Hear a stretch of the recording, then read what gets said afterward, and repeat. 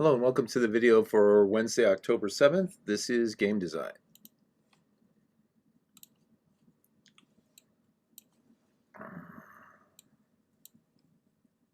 Nothing personal. Hello. Hello. Hello. Hello. I heard somebody whispering right when the video started. It sounded really mysterious and intriguing. I don't know what it was. Maybe they were whispering applesauce, but it sounded really intriguing. How are you guys doing? Doing great. You? Not bad. Good, Pretty good. good, I think. Have you guys noticed it's getting slightly cooler at night now? Oh yeah. Over here Yeah, for I me have. it's something cooler. Yeah, it's kind of like the little tease of fall coming our way, which is awesome. Hmm. Wait. Can't wait for our Tucson winter, which is like everybody else's summer, you know? Yeah. I know, it's like the best. Let me go into the attendance here and put you guys in.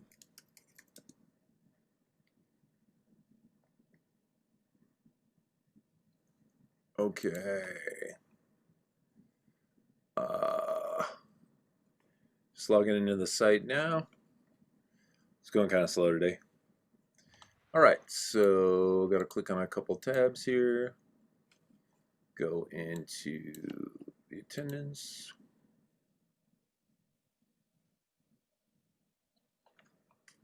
Okay, and then game design.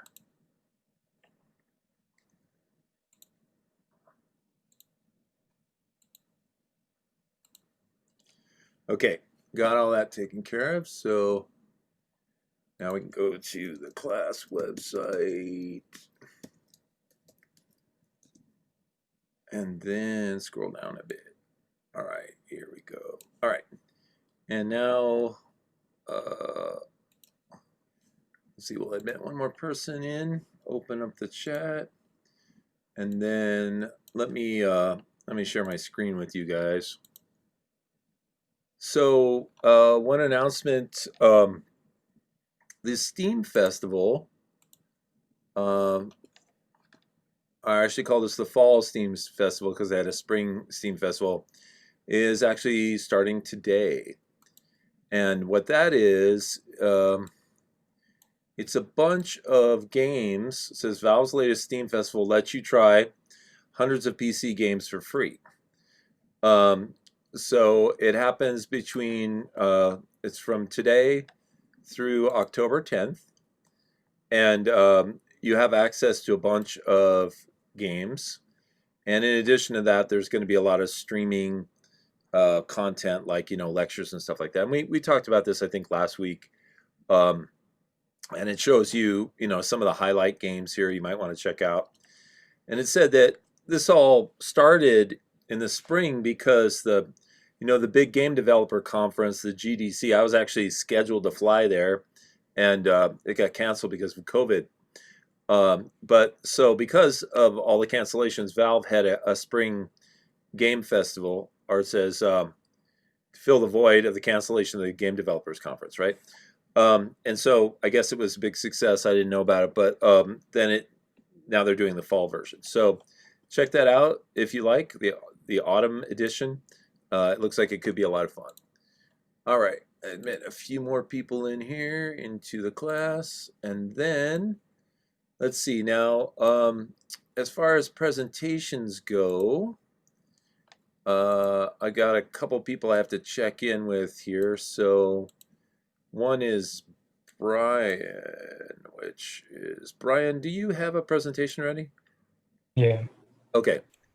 And then Hunter, were you going to do yours today or next week? I believe today. Okay, cool. So, do either of you gentlemen have a preference of going first, Hunter or Brian? I can get mine over with. Okay, sounds good. Yeah. Do you want to? Let's see. Let me stop my share. Okay. And I'm gonna go ahead and make it so you can share, and then go ahead, Hunter. You can share your screen and do your presentation. Alrighty. How do I do this? At the bottom, there should be a share screen button at the bottom of Zoom. I do not see one. Then again, I am kind of blind. Yeah, I don't know. It's a green button. I don't know if you're colorblind. Oh, yes. Okay, I am blind. I'm not colorblind, but Okay, just blind. Just standard garden variety blind. just blind to the obvious. All right. So, okay. If you all can see this, I guess I'll just present. All right. So my presentation is on the quick history of horror games because it is the spooky season, and I felt, hey, this fit nicely here. So, a quick rundown. I think we can all agree that the horror game genre is one of the more unique classifications of games. Anyone can play an action shooter and not bat an eye, but it takes some truly stoic gamers to play through the graphic horrors of Silent Hill and Outlast series.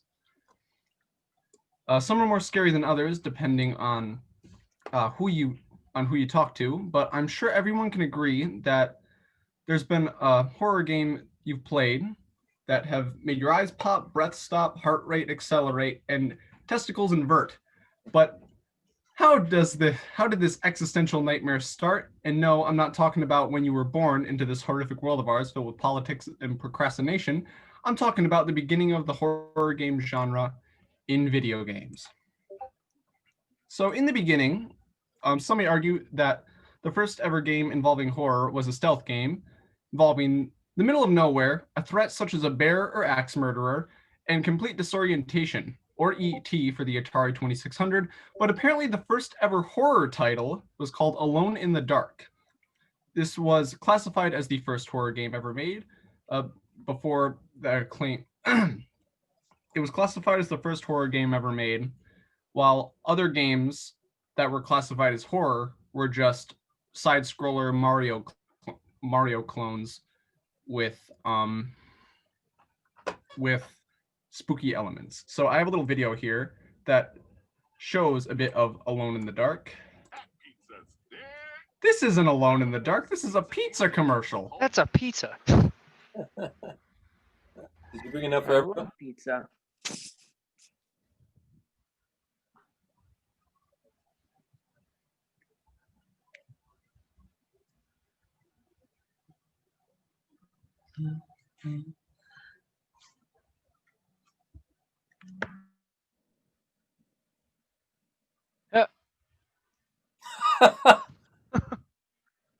This is true horror. This is the first horror game. Especially if you're the frog. I would cross the road somewhere in 1992.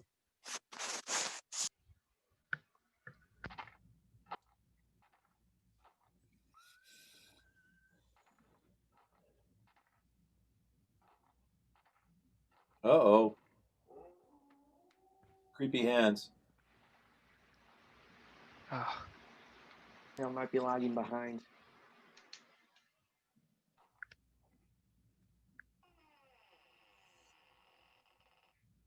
What year was this, Hunter? I believe it was 1992. It says in the presentation. Okay. oh, nice. But this was made for the MS-DOS. So Oh, it was on par with like Doom and stuff. wow. It makes you feel better, different, worse. I actually played this one when it came out. You can actually get Nice. this on Steam if you are interested in it. Oh, you can? Cool. That's so In a cool. while. Huh. I love that Steam has games like this. If you notice, there is no music. It is Right. just footsteps and creaks. Look Which, at that guy. He's really obvious polygons, you know? yeah. Music would add a lot to this. It would.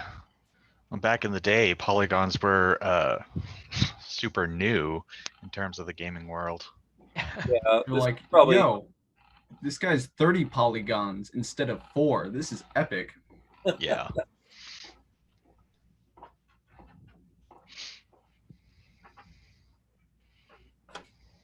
So that, oh, never mind. It took him like a week to get upstairs. Yeah. Very slow. Slow equals spooky. And also his footsteps make it sound like he's gonna just crash through the floor at any second. Yeah. Yeah. What? What? Just kicked something. All right, Okay. here, go with the pizza. Give me a Yeah. sec. I have to go back to the presentation. Why is this not? There we are. All right. So, as you noticed, very old game. I believe it says. I did not put that there. Whoops. Oh, so released in 1992 on the MS-DOS, Alone in the Dark is a 3D fixed camera angle survival horror game set in a Louisiana mansion. It's a puzzle mystery game with heavy ambiance, as you guys could tell, with the creaking and the groaning of this old house. Yes, you can get it on Steam if you're interested. And this was thought for a long time to be the main inspiration for the Resident Evil franchise, but that's not entirely true. Although Alone in the Dark was one of the first horror games, the idea of a spooky video game didn't take off until the first Resident Evil. Hit store shelves like how a freight train hits a baby stroller. So Resident Evil came out in 1996. The game was panned for being one of the scariest games ever made, that with its atmosphere, enemy pool, clunky controls, and voice acting. If you guys have ever played the original Resident Evil or Resident Evil 2, you'll know that the tank controls are awful. It is it's a puzzle within itself to move around. So, yeah. What also heightened the tension in the first Resident Evil was the limited save method, having to pick up items and carefully decide when you were going to save the game. You could save at the beginning of the game and risk one of your valuable ink ribbons within the typewriter, and go out 2 hours into the game and then die, and then have to go all the way back to that save state, which sucked. Now, as a result of all this horror, the series gained many sequels. Some of them were good, some of them were bad, very bad, enough to almost kill the series. It's believed the series was inspired by Alone in the Dark, already said that. But Resident Evil was actually inspired by a game called Sweet Home for the Nintendo Entertainment System. Sweet Home was a top-down RPG inspired by a Japanese horror film of the same name. However, Sweet Home followed the spooky theme rather than the actual horror. And the fun fact about Sweet Home is that it had Resident Evil was intended to be a remake of that game, and then they went off on their own path and made this game. Sweet Home is set in a mansion, and the way it worked is you had some characters, each had their own unique set of skills. But if one of those characters died and they had a skill you needed to progress, you couldn't progress. So you'd have to restart the game all over. So you had to be very careful on which characters survived.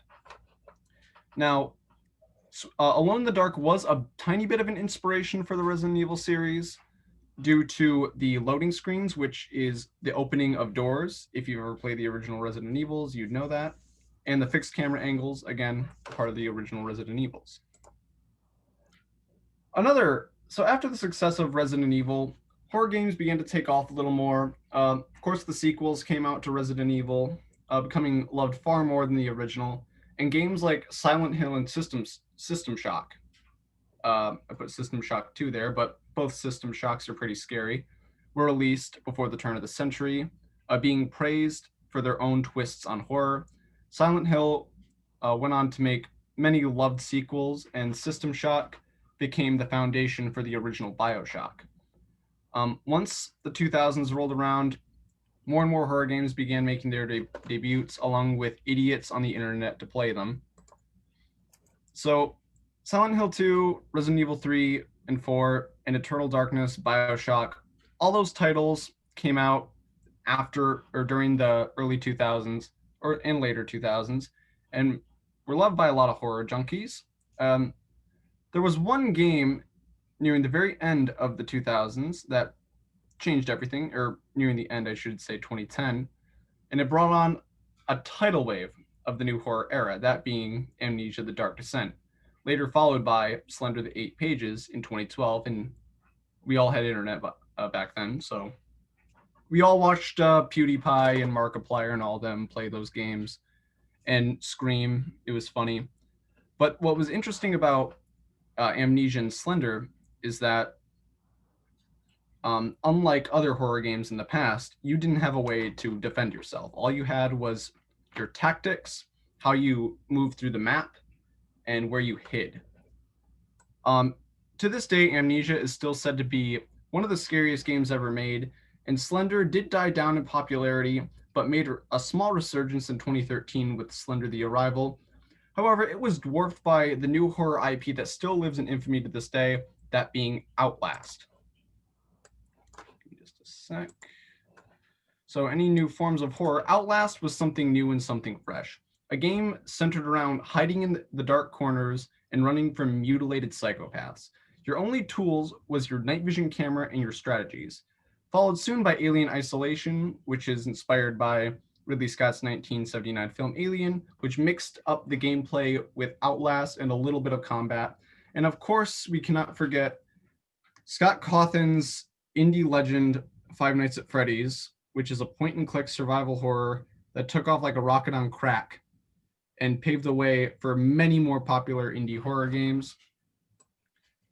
And real quick, there was a certain kind of horror that you may have experienced when playing just any video game, and it's the unexpected horror. You can play a game that doesn't necessarily have horror within the genre, but you can get some scary moments out of it. If you've ever gone mining in Minecraft, you felt this. If you've ever encountered a bear in Skyrim, you have felt this.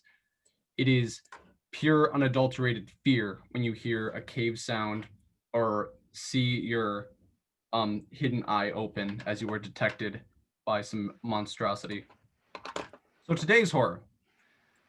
It hasn't changed much since the early 2010s. There's still games where you're pursued, games that rely on psychological horror, body horror, spooky ambience, but now you can play it in VR. Virtual reality has created a whole new form of feeling fear and getting the amygdala surging. Even games that aren't entirely horror-based find new ways to excite players. And I forgot to show a video today. Is this it? Yes. So here's a little bit of Outlast if you've never seen it. Get these politics out of here. We don't want this. That's not Outlast, it's Joe Biden. This is an Outlast. Wait a minute. That's the This is latest just version of Outlast, politics. the Biden Politics. version. Get off my screen. Yeah. So this is a trailer. Note, and I should mention, there are some graphic imagery in this trailer, so brace yourselves. I'll get the kids out of the room.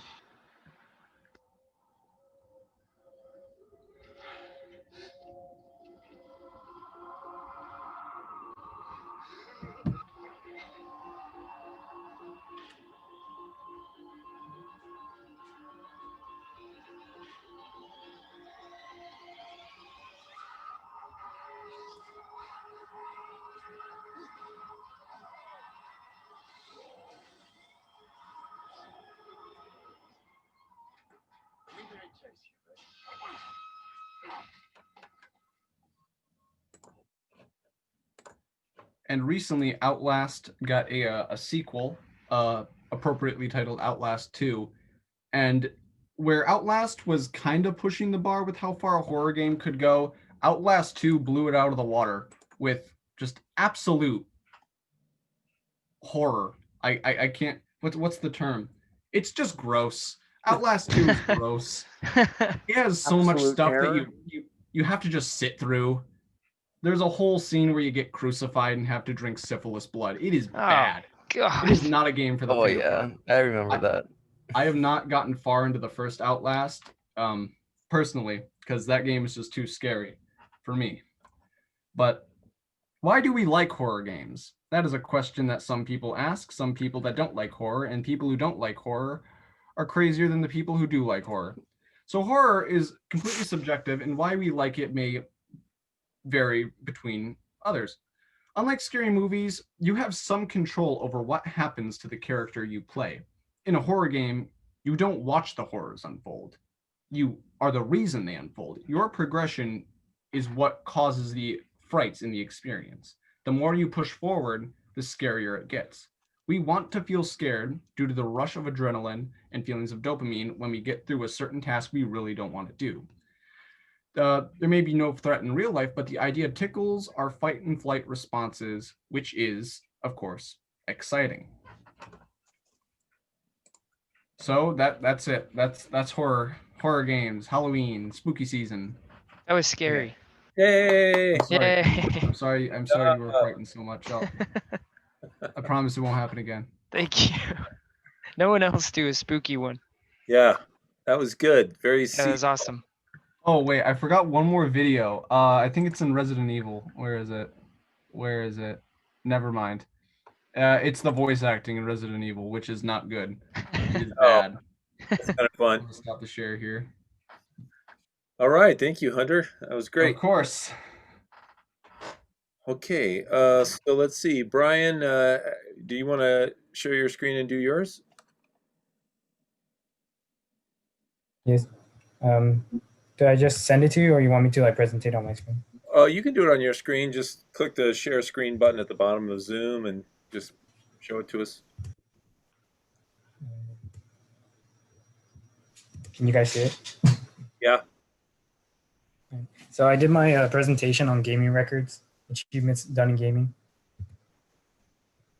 So Rocky Stoutenberg, or Rocky No Hands, has the most victory royales in Fortnite and most eliminations in Fortnite Battle Royale using a quad stick mouth operated controller. And that's the thing on the left. It allows people who are paralyzed to play games with, like, they would just blow into it or like suck into it. He was paralyzed from the neck down in 2006, but his brother introduced him to the quad stick and his love for gaming returned. The Fortnite World Cup breaks 4 records. In 2019 Fortnite World Cup, it broke 4 records. The first solo player and duo players to become Fortnite champions, largest money prize pool for an individual esport tournament, and most money won by a single player in the esports tournament. $30 million was split between the single and duo tournament.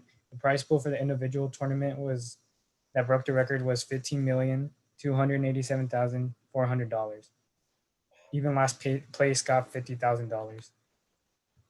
With 51 points and 2 victory royales, Emil Nyhawks, Bergis Peterson from Norway, and David Aqua W from Austria won $3 million and became the first duo players to become Fortnite champions.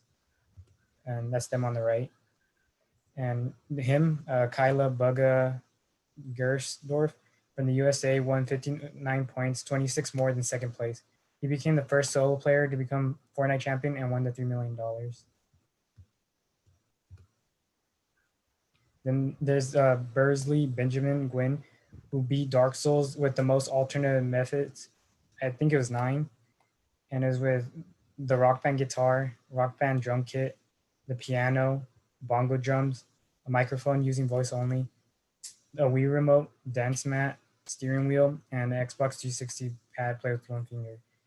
He used PC because it was easier to like connect it to it. And he had to create the custom software for the bongos. The world's largest gaming collection. Antonio Montero from Richmond has 20,139 games with over 100 consoles. It took 8 days to count all his games to get the record.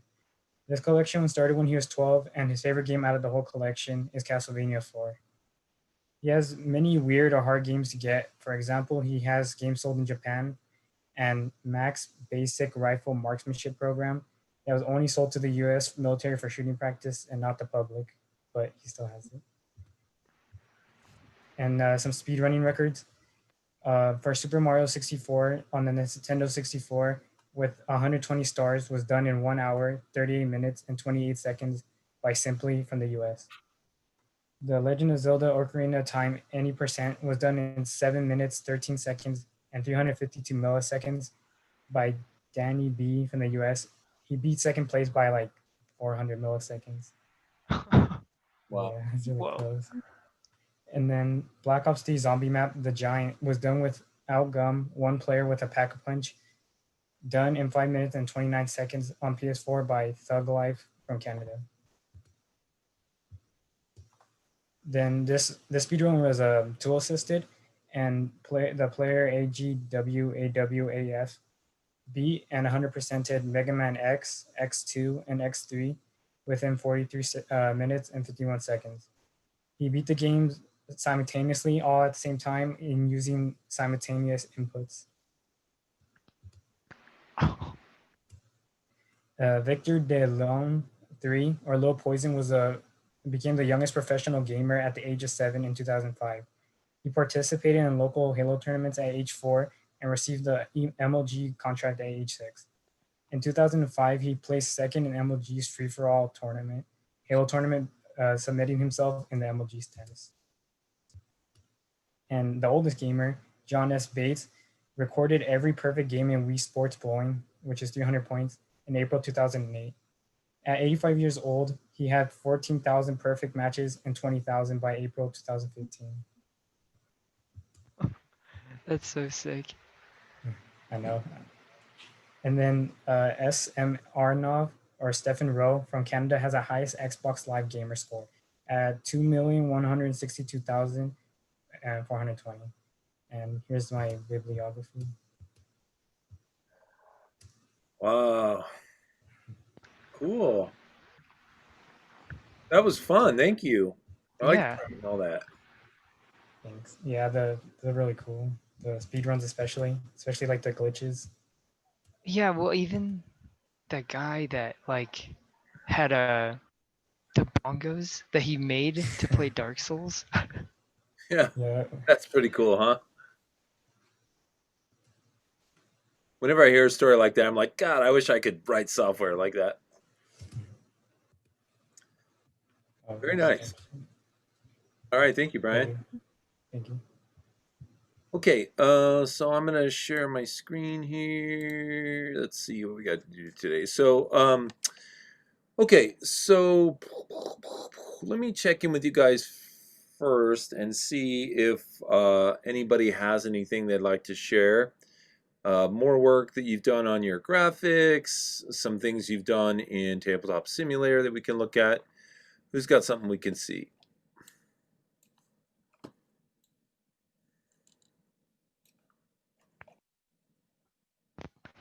So, I have something to show, but I have to be kind of quiet because my girlfriend is working right now. So I can screen share and kind of show you what I have really quick. Okay.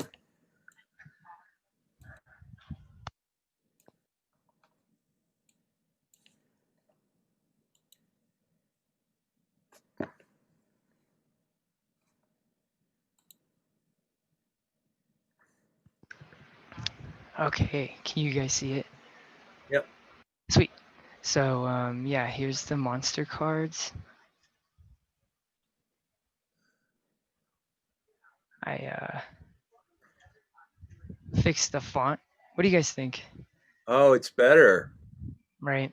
And then I changed the attack, health, and stamina colors. I don't know. I feel like those numbers are still a little too low or small though. Yeah, I agree with that. Yeah. And also the now let me ask you a question. I know you may resist this, but is there the possibility that the letters and the numbers at the bottom could use a different font that's really easy to see, like maybe something like Arial Bold? Oh, yes. Yeah, that could definitely work. That wouldn't look too weird or anything, would it? Like the I don't contrast. I don't think so because you've got the name of the character and then the flavor text or the description in that font, so that gives us Right. the appropriate feeling. But then from the bottom information, we just kind of want legibility. Do you know what I mean? Yes. Yeah, that makes total sense. And Yeah. that would be a lot better because like trying to work with this font and make it look legible is like has been so difficult with the numbers because they're so small down there. So I'll do that. I'll try and just switch up the font for those ones. Okay. And then, oh yeah, I just wanted to show you this is the back that I changed for the human cards. So these are like the enemy cards, but I just changed the back so that it's not the same as the monster back.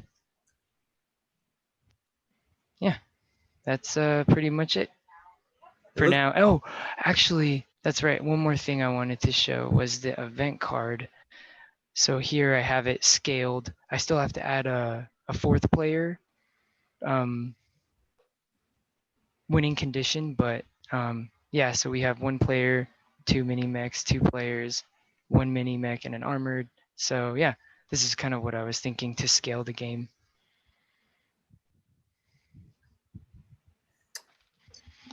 uh, I have a bit of a suggestion here. Since Yeah. since the stat cards are pretty common regardless of the number of players, do you think that it would behoove you just to write solitaire rules and have the rewards being a stat card for everybody? Or does everybody get like 3 stat cards for themselves? Yeah, so that's what originally that's what. So for two players, everyone gets two stat cards. Three players, everyone gets three stat cards. But so what was your suggestion exactly? Like make it so that everyone just gets one?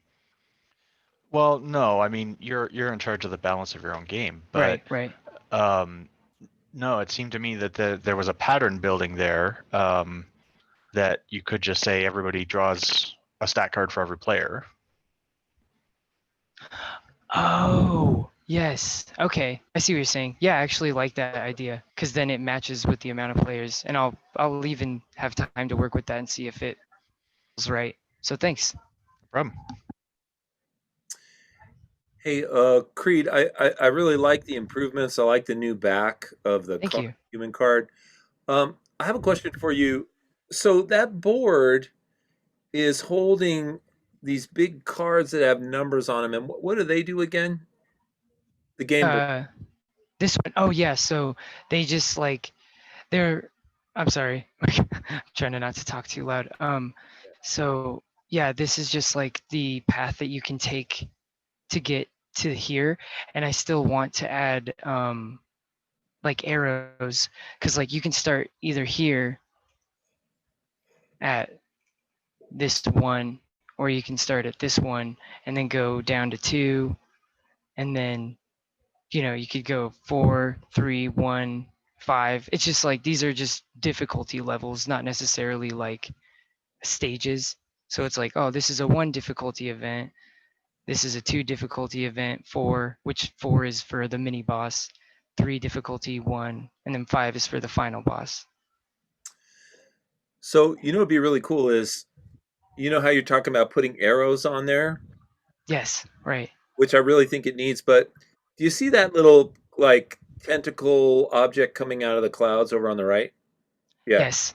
What might be cool is if you made your arrows like they were little tentacles or something. Right. Yes, I was thinking that too. I want to like mess around with that because I figured it would fit with the theme and everything. So And it's then a great idea. another thought that I have is in front of the board, like where you've been putting your cards down on the table. I wonder maybe if you would consider creating like a graphic, you might consider it a player mat or something like that. I wonder if there could be like a player mat that has graphics on it that has little outlines of cards, and that's where you could put like whoever. I know there's mechs that fight. I don't know if it's a human Right. go down there or whatever. But if it had like two levels and you could put your cards on the bottom and then the mechs on the top or something. Yes, and then the enemies on the top. Yeah, definitely. That would work out well. I was thinking about that too, but then just like trying to get that into Tabletop Simulator because like I wasn't super familiar with Photoshop. I was like, oh, it's such a daunting task, but now I feel much more comfortable and like willing to do something like that, which it would make it easier for the players and everything too. So Yeah, and yeah. you're demonstrating really good graphic skills, especially if you've never used this stuff before. It's pretty amazing. Oh, thanks. Yeah, I'm like just kind of messing around, trying to mess with all the settings that I can. Like I'll spend a whole day just messing with stuff until it works, and then I try to remember how I got it to work. So Does anyone else have feedback for Creed on his game or any suggestions or ideas?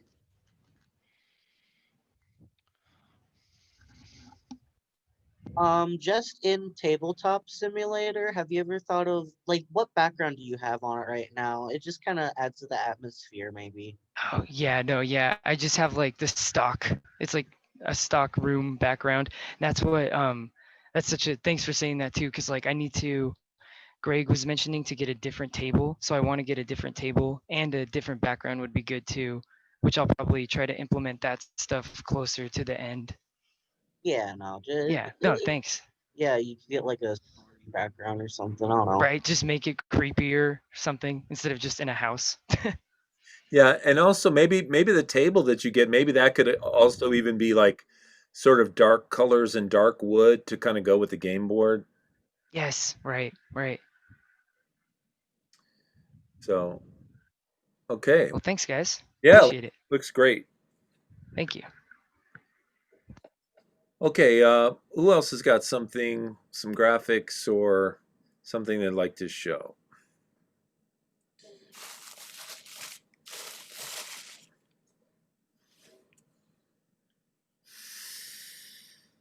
Hmm. It gets very quiet out there. Has to see things. Well, can you guys at least talk to me about how you're doing, where you are with your games? Team 2 has been working on updating the cards, and we've added some graphics to those. And we've been working towards getting equipment cards, captain cards, basically just fleshing out the game some more. Okay, and so you're producing all that stuff, and you're not showing it because you're waiting till you get to a certain place where you've got more to show, right? Most of it is just ideas. We haven't actually put it together into coherent Okay. All right. objects. Thanks for that update. Let's see, Coulter, I know you're complaining about bad internet connections. Can you hear me right now?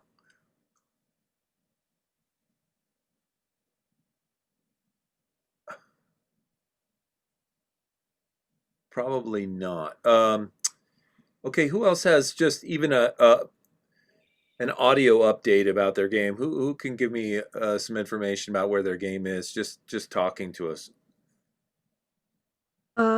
I haven't actually put anything into tabletop, but I've been looking at images on the internet to start making all of my cards and the way that the board is gonna look like. Mm-hmm. Okay. And I'm just putting it onto a folder. Okay, great. Yeah, I mean, you got to start somewhere, and you're getting all your assets together, which is great. Okay, thank you, Victoria. And who else can give me a little update? Jazz, do you have any graphics, any updated graphics or anything to show, or?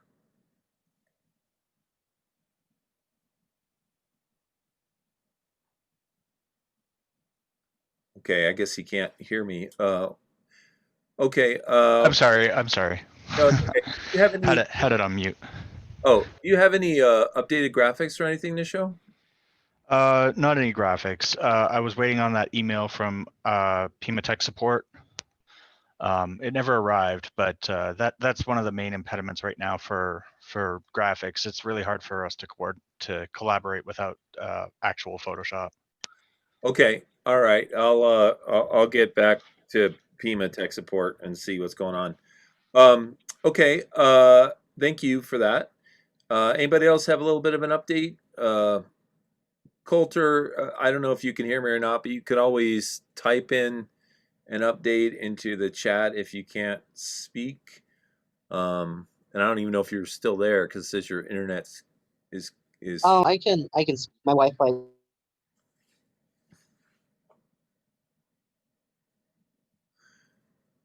That was brief. Yeah, I think he's talking, but it got cut out. Right. No.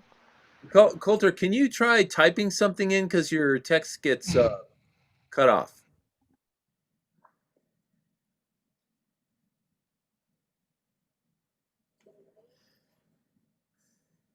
Yeah, I think he's dealing with some internet connection issues. Okay, anybody else? Let's see. Let me go down the list here. Eduardo, if you got Can you hear me? Now we can hear you. Well, we heard you for a second. Yeah. It's not good. Let's see. You're talking to me, sir?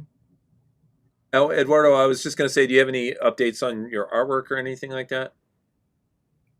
I mean, I'm like Jazz was saying, I'm still waiting on my on IT support or tech support for the thing because I've been mostly just doing it on my phone for an app, and I just have a stylist drawing it. And while I'm trying to do redesigns for some of the monsters, I don't know, just to give it more. Because the way how Creed shows the backgrounds for the cards, I'm trying to match it to where it looks like they have it like that. Okay. So right now I'm just waiting as the same as Jazz, just waiting for an email. Okay. Thank you for that update. Let's see. Coulter says now, Eduardo, you are actually going back and forth with IT. They're actually like having a conversation with you, right? No, like I haven't gotten any email. Like I sent them like 4 emails already, and I've gotten nothing back. I've been keeping an eye on my email too, so like I don't know if I'm supposed to be using my school email or just my regular one. I mean, I've been using both, so Well, you should definitely always use your school email when interacting with these folks. But I did see that there was. I suspect that IT is getting overwhelmed with the fact that so many people are remote right now. And they did what I think is a really I understand the logic behind this, but it also is a huge headache for them. Every computer that they loaned out, they locked it down so you couldn't install any software on it on your own, and that they have to remotely allow you to do that. And I think that was a big error on their part, and it's killing their tech support. So I'll write to them about both you and Jazz and send them your email addresses and ask them to get back to you. But the delay may be just that they're kind of swamped. And the remote thing, when you're talking about that, you mean like the admission, like username and password? Because that's what I'm getting. Like, I need a username and password to actually download stuff for some reason. Yeah, so yeah, this is what they did. They made it so every computer they loan out, no individual PIMA person, student can put software on those computers. It's only the IT people who can do it. And of course, they did that, as a security precaution, but it also meant that every single request that every single user has to go through them, which is, if you ask me, it's just like a recipe for disaster. And I think that's what's happening right now. Yeah, that's got to be overwhelming. Yeah, it's overwhelming. In fact, they created a whole new system of that we have to use to request IT because they're so swamped. So anyway, all right. So I'll write to them for both you guys. Okay, and Thank you. so Coulter wrote to us and said, Wi-Fi bad. We got the rules updated in game along with numbers on the chips. Cool. Thank you, Coulter. Thanks for the update. Okay, anybody else have an update about either the game in general or the part of it that they're working on?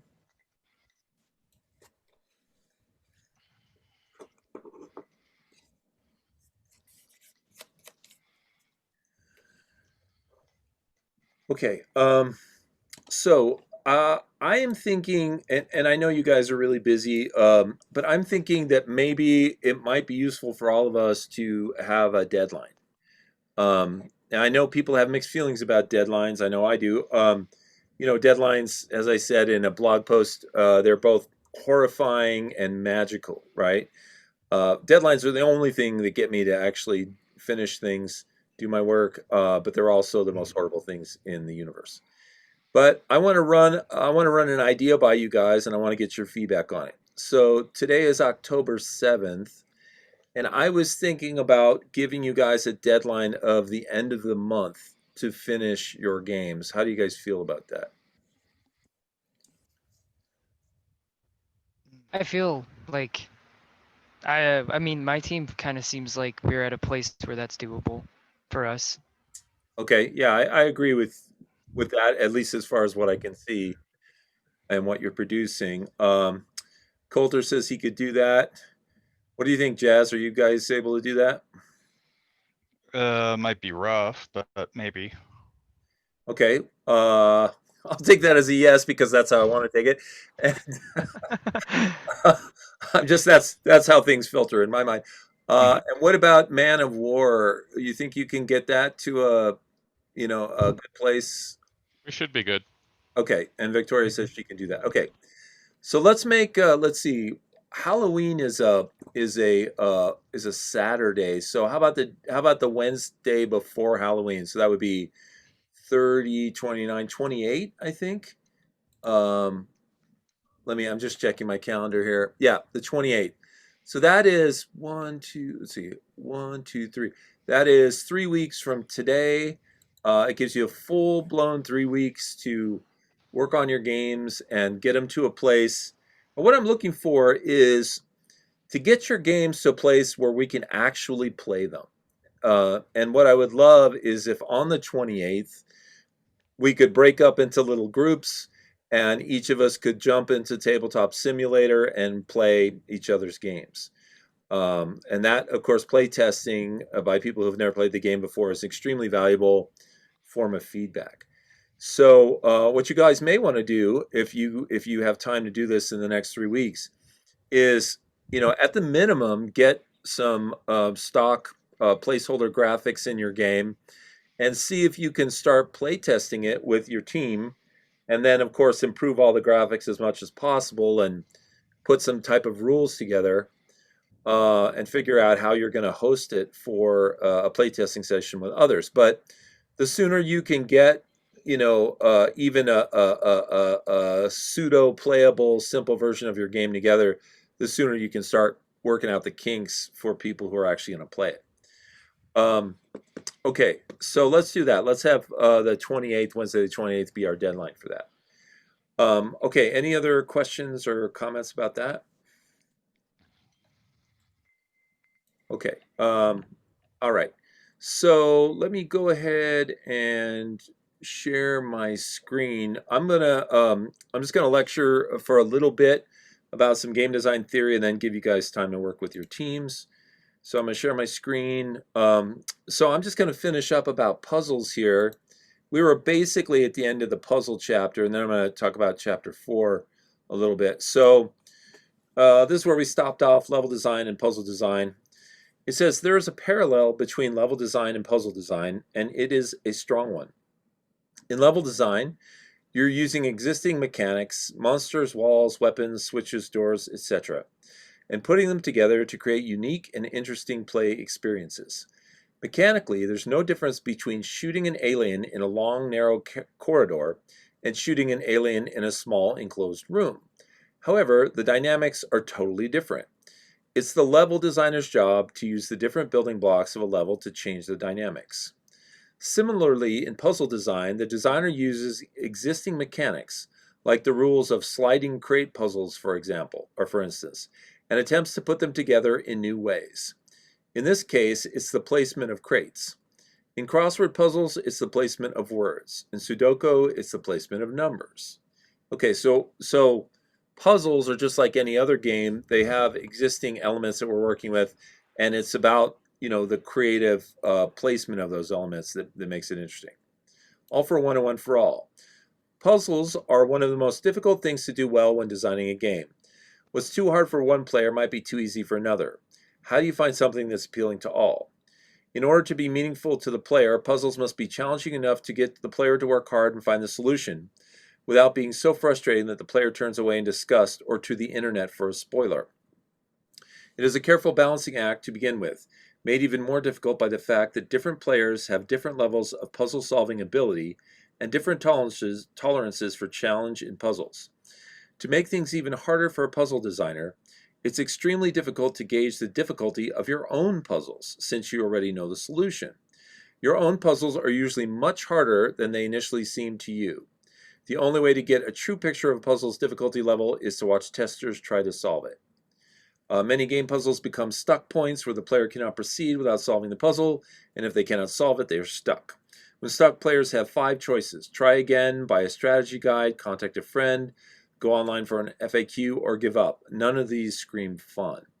That's really interesting. If you're going to put puzzles in your game, you're automatically taking a risk, and it's that risk reward factor. If you do it right, the rewards can be really good all around. But if you look at this, trying to achieve the balance for the wide swath of the public of what's not too hard and what's not too easy, and can actually be guessed in a reasonable amount of time, and thereby increase the fun of the players. It's going up against these 5 different things, 5 different choices that you have, most of which are bad, if or bad for the player experience if they can't solve it. Says that the other extreme puzzles can be so easy that they present no challenge to a player at all. When a player immediately sees the solution and has to spend 5 minutes fiddling with the interface to implement it, it feels like busy work. Once it's determined that a puzzle is too easy or too difficult to solve, there are a few things the designer can do to balance things accordingly. Okay, so here's some things we can do to make our puzzles better. We can add or remove additional clues. As mentioned earlier, giving the player successive hints makes puzzles easier to solve. You can move the clues around. If the clues are located right next to the puzzle that they help to solve, players can see the connection easily. If they are found halfway across the map, the player may not immediately make the connection, which increases the difficulty. Allow multiple solutions. This is especially useful if you notice many of your testers trying a particularly invalid solution. You can either change the puzzle to make that solution correct, or provide additional clues to make it clear that the invalid solution will not work. Offer dynamic, play-sensitive help. Games like Ratchet and Clank series and Portal offer the player additional help after he or she has failed at a task the first time. This serves to get the player going without robbing him of his initial shot at the puzzle and subsequent reward. So that's a great solution. Give them the shot themselves to try and solve it, and then if they don't, have some programming that comes in and says, want a clue, Okay, a couple other choices here that can help. Make use of dynamic difficulty adjustment, DDA. With DDA, the game makes itself easier or harder based on how the player is doing in order to preserve a proper level of challenge. This was practiced in tabletop RPGs for years. Few are the dungeon masters or game masters who haven't fudged a few die rolls to keep a character alive, or made a monster easier or harder to defeat than it was originally supposed to be. DDA first crossed over into digital games in 1985 with Danny Barry's Heart of Africa. The game would move key locations if the player was having trouble finding them. Isn't that clever? Oh, that's awesome. Yeah, it's really cool. So you've got a dynamic and adjusting game state. It's artificial intelligence that basically listens and looks and records data about how the player's doing. So imagine that you created 3 scenarios in your video game, right? One was players are not doing very well. One is players are doing about average, and one is they're doing extremely well, right? So then your artificial intelligence could adjust the factors that they're coming up against, to make it easier for players who are sucking, to keep things as they are for the mid-level players, and maybe to introduce harder challenges for the really good players. Making it fun for everybody, the dynamic adjustment, right? Okay, another thing you can do, remove linearity. If players are prevented from going in a particular direction for one reason or another, they should have another direction to go or other options. In other words, don't make the puzzle the only way to get to the next level. Players always need something to do, a goal to progress actively towards. Multiple goals in a multi-linear design facilitate this. Okay, so more than one way to skin a cat is a nice way to design a game. Okay, add a time limit. A relatively simple puzzle becomes more challenging when the player is under time pressure.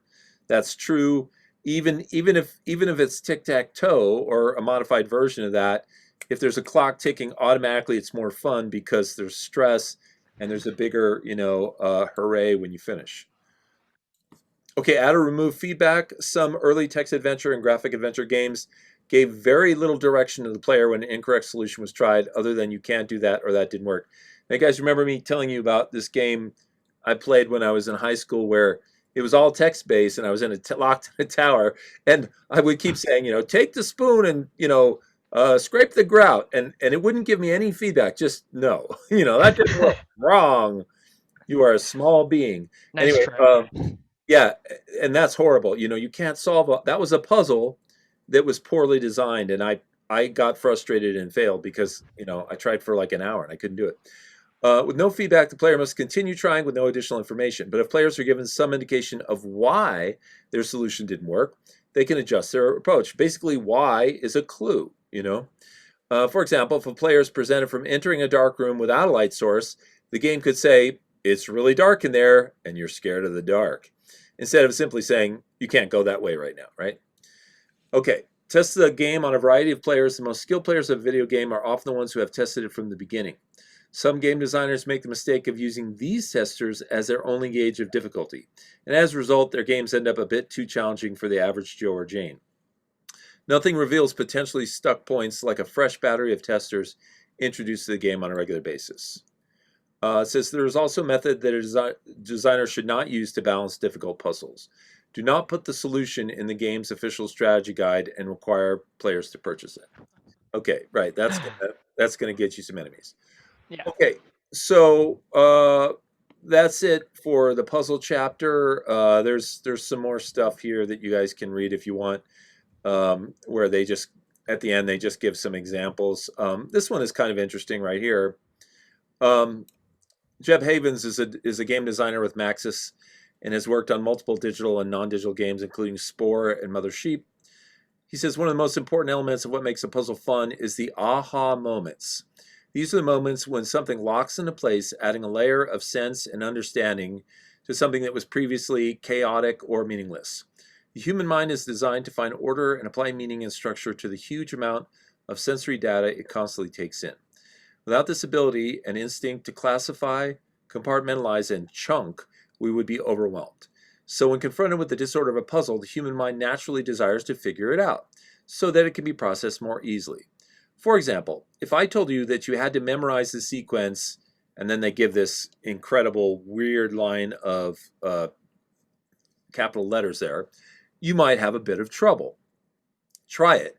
Close your eyes and try reciting it. No, really, try it and then keep reading. Now, what they say down here, which is true of me and probably you guys too, is the first thing I did was try to divide it up into words, right? I thought maybe that was the solution to the puzzle.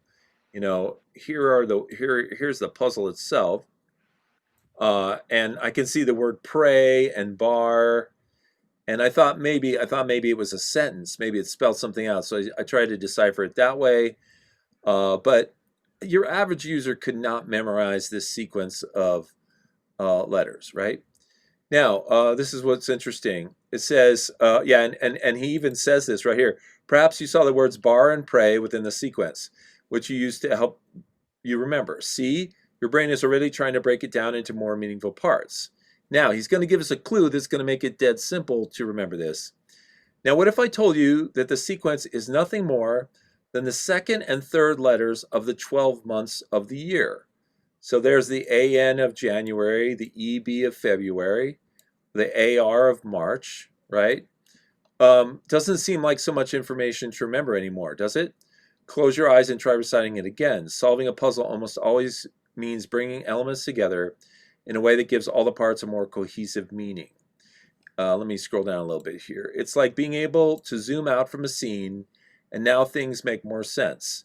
And when things make more sense, they are easier for the brain to handle. And if something makes the brain's job easier, chances are the evolution made it feel good to do. Hence the nice warm feeling you get when you get that aha moment, when things click into place, when the world around you becomes more manageable and understandable. You become more powerful since it's easier to control things you understand at a more fundamental level. So I guess puzzles are just nerdy power trips. Okay, so we'll end this chapter there. I did want to go a little bit into this other chapter, which is chapter 4 right here, because it has some interesting concepts. I'll talk about this for a little bit. Feel free to ask questions or interject your thoughts, and then we'll give you guys some time to work on your games. Okay, so chapter 4 is called Converting Digital to Physical. It says, having just entered their first game design class, many students are surprised to be tasked with an assignment they perceive to be working backwards, making a board game version of a video game. Though they may not say it, professors can still see the question in their eyes. Why on earth would I want to do that? There are plenty of good reasons. However, the most important reason of all may be this. If you can't design a non-digital game from a digital game, if you can't work backward, you don't truly understand the nuances of the pure design underneath the art and realized through programming. As you may have learned, non-digital design is very exposed and tends to reveal bad gameplay mechanics rather quickly. People will have more faith in you, and you'll have more faith in yourself as a game designer if you can succeed in a non-digital medium too. Okay, so what do you guys think of this concept of this sort of reverse engineering of a video game into a board game? Do you see some value in that? Yeah, I do. Definitely. Right now, because some of the mechanics in a digital video game, could be sort of fluff that are making up for the fact that there's maybe some poor design involved. You can have artificial intelligence that can bring in monsters every 5 minutes and sort of spackle over the fact that the game design is not really that interesting or challenging, right? But of course, when you bring it into the real world, the physical world, and it's a board game or a card game, everything is on the table, literally, and it becomes very clear if something isn't that captivating. Okay, practical application. It says, but this never happens in the industry. Sure it does. Everything from Halo to Sid Meier's Civilization to World of Warcraft has been turned into non-digital games. And the transmedia popularity of franchises like The Lord of the Rings, Dungeons and Dragons, and Pokemon provide game designers with a virtual arena of opportunity. Just as great action movies are sometimes made into video games, so too are great video games made into non-digital games. They're also made into movies, but usually that hasn't turned out so well.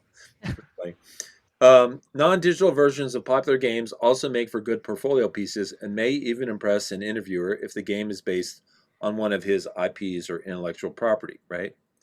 So, some of you folks who, would like to design video games, you might have come into this class kind of like he's talking about in this chapter thinking, board games, I don't want to do board games. I want to learn programming, or I want to learn how to do video game art. I want to get to that place where I'm making designs and games that are like the ones that I enjoy, right? You're like, board games, I played those when I was a kid. Maybe your generation played them as an adult. I don't need them, right? But the reality is, as they said, that video games that were originally created as video games are often now ported into either board games, actual physical board games, or maybe that sort of hybrid between the two, which is something like Tabletop Simulator. It's a digital board game, right?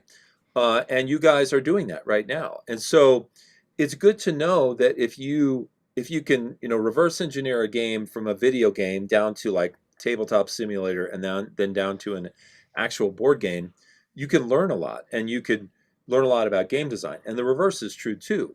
Some of the games you folks are creating now, which are basically being created as board games in a digital or virtual environment, those might have the potential to become video games. And if you create really strong mechanics and graphics, they can sort of level up, if you will, into video games, assuming that you have, connect with people who have the programming skills, or you learn those yourself. Let's take for an example the game that Creed's working on. Creed, what's the title of the game again? Oh, so yeah, I think it's just Return of the Old Ones. It's kind of what, yeah. Okay. So Cthulhu has been popular since it was, since it came out, There's that Lovecraft Country series. I don't know if it's on Netflix or Amazon, but that stuff HBO. is on HBO. Okay, thank you. Yeah. So let's just say for the sake of argument that you guys work out the bugs of the Lovecraft, or I'm sorry, the old ones, and you play test it. It becomes a really fun game. It's very strong. People are giving you feedback like, you should turn this into a real game, right? It would be easy to turn it into a real physical game, because we can literally take your cards and your board and everything and just send them to the Game Crafter website, and they'll literally produce that stuff and send it back to us, right? Right. So all the stuff that you guys are creating, other than stuff that has just digital only mechanics, can be created as real games. So that's a plus. That means you've succeeded in both the physical world and that sort of hybrid digital tabletop world, right? Right. But then the game could even be elevated to a video game. Now, can you think of some ways, some of those mechanics that might change, how they would change into video games? I guess like the stat cards could probably manifest themselves as just like items that you pick up in an open world video game. Interesting. Like instead of drawing a card in a game, you could just like find a stat, like whatever, you know, like a health boost or a mutation as you're walking through an open world. Right, and that immediately makes it more interesting because you're not just picking up the same format, card that looks like all Right. the other cards. Now you're actually picking up. Now you're An item. Yeah, you're wandering in an open world and you're picking up a three-dimensional item. It's way more Right. interesting, right? Right. Or maybe you're robbing that item from somebody to get, Yes. Right. or killing them. Exactly. Even better, Yes. Yeah. Exactly. playing them mercilessly to get their little golden pot, which gives you a +2 health, right? Right. Um, okay, and then other factors. What are some other factors you guys can think of that can be added to the video game version of the old ones that will sort of enhance and take advantage of that medium?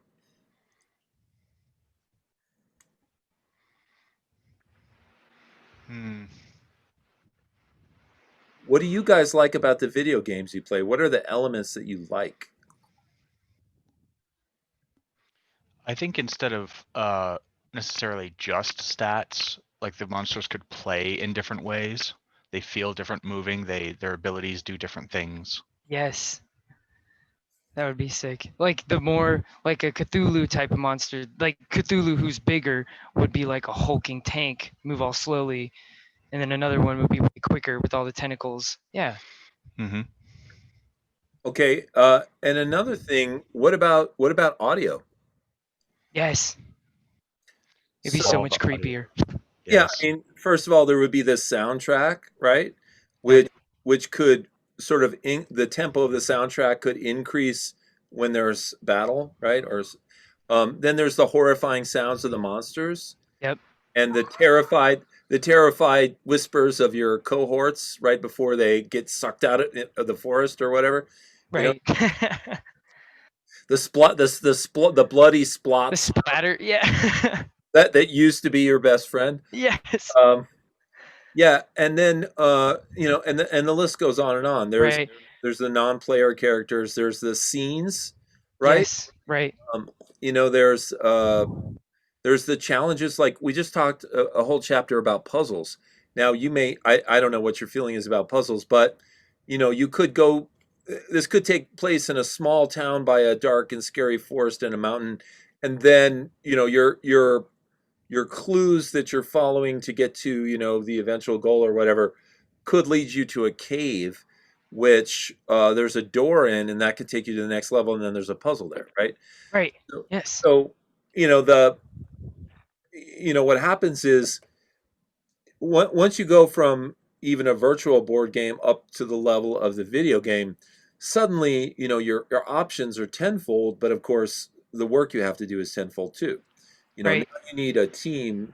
You need people who are doing sound design, people who are doing programming, people who are doing artwork on a much larger scale, Right.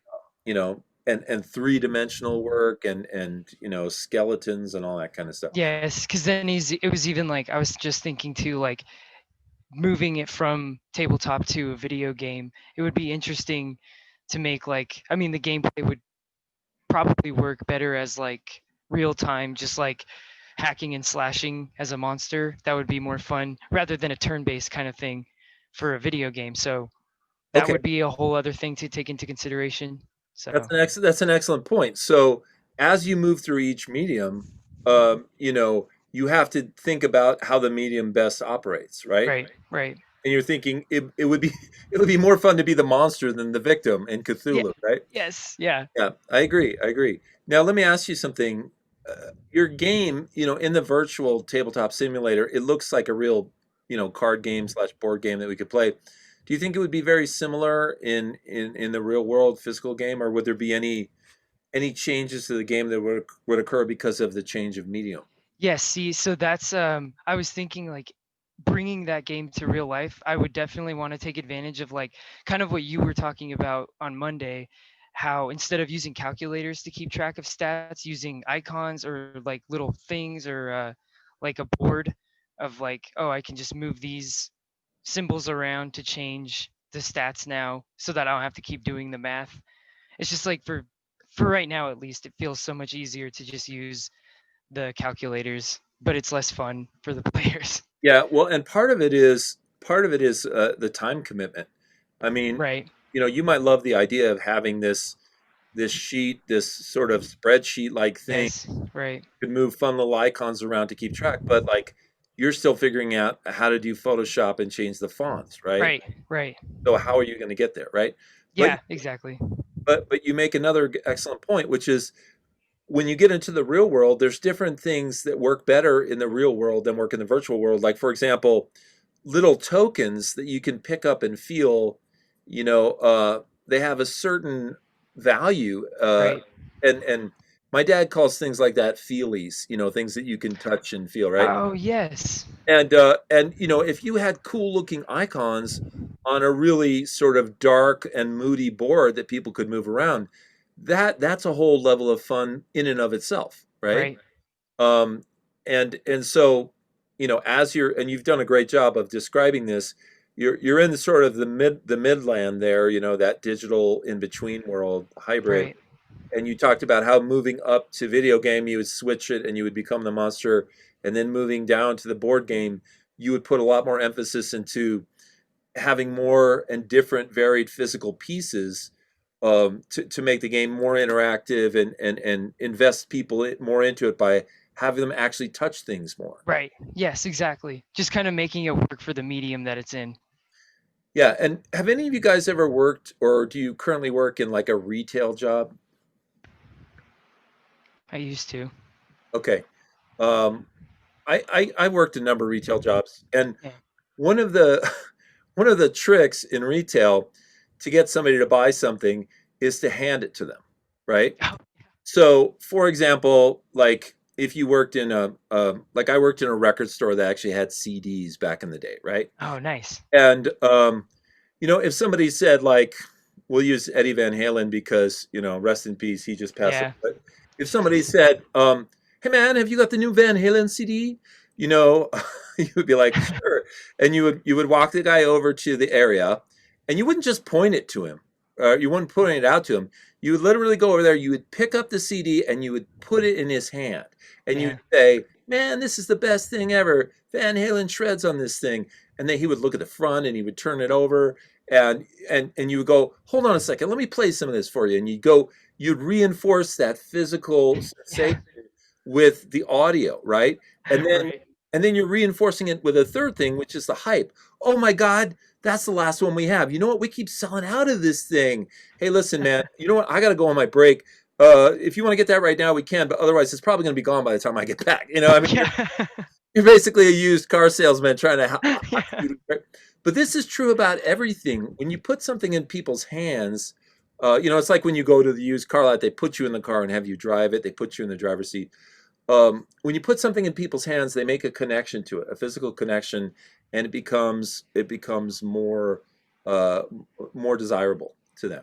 They're already interacting with it. It's part of the same reason of why free trials work. If you can download a free trial of a game, or I'll use the example of Apple has their Apple Music subscription, and they give you an incredibly, or they used to, I don't know, I haven't looked at recently, but they give you an incredibly generous 90 days of free trial. Now, there's there's nothing random about that number. That number is a tried and true number. Why didn't they give you 30 days? Why didn't they give you 60? Why didn't they give you 120? The reason is because at that 90-day cutoff, people who have used the service regularly are so invested in it that the horror of it shutting off, because they didn't decide to click the button and allow their credit card number to keep going, is worse than the idea of paying the $9.99 a month or whatever. So that's kind of what I'm saying. It's kind of a long-winded explanation, but if you take a digital game and you make it into a physical game, in the physical game world, the actual pieces, the tokens, the cards, the colors. It's critically important, and the more you can get people to interact with that stuff, the more successful your game can be. Okay, right. So I think I'm going to stop there and give you guys some time to work on your games. Now, that being said, we do have a deadline now, and that's not to creep you out or anything like that, but it is to motivate you. And your best bet would be to get with your team members, set some mini deadlines between now and then, to get everything into Tabletop Simulator, start playtesting it, to get one person to finish the graphics the best they can, to have somebody else write up some rules. Work towards the point of, as I said, on October 28th, us being able to go into your game and play it, right? Okay, any other questions from you guys before we break into our teams? I'm good. No, yeah, I'm good too. Okay, okay, Coulter says he doesn't know what he missed because his Wi-Fi is utter crap today. So Coulter, if you can hear me, I record these videos and put them on the class website, so maybe you can check back if your Wi-Fi is a little better and check the video, or I can just chat with you if you have specific questions. But right now, Coulter, we're having everybody break into teams and work towards this finish line, this deadline of October 28th. Okay, you guys, I'll turn off my video, but if you have questions, my audio will still be on. You can pop in and ask me. All right, go ahead and see what you can get done on your games.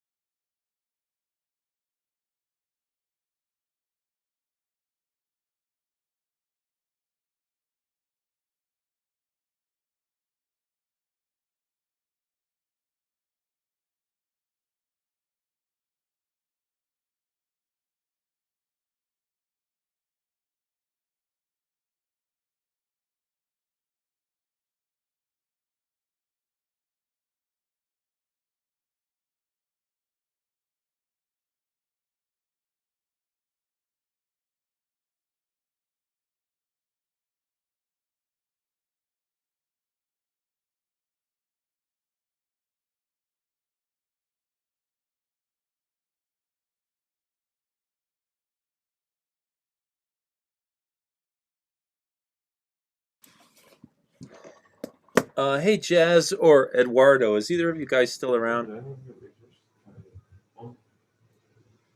Let's see. Are you still around, Jazz? I am, yeah. Okay, I'm going to put something into the chat here. And Eduardo, are you still there?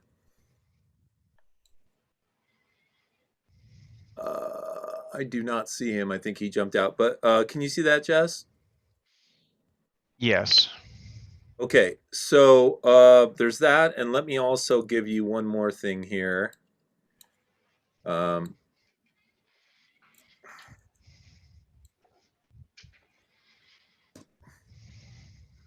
Okay, so for IT requests, you can call them at that number, 206-4900. And these are their service hours. Or you can email them at this email address here. Now, if you send in, what they require to get started on a project is a support ticket be started. If you email them at helpdesk@pima.edu, it will automatically generate a support ticket. Okay. And so just tell them, what class you're in and that you have my permission to have access to the Adobe suite of programs. See if they can set you up with being able to get in there and download Photoshop. Okay. I will look into that. Thank you. Okay, you're welcome.